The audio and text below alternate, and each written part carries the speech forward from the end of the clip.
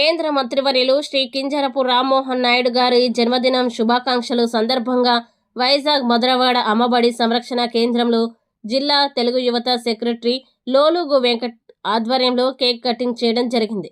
మరియు పిల్లలకి breakfast, lunch ఏర్పాటు చేయడం జరిగింది.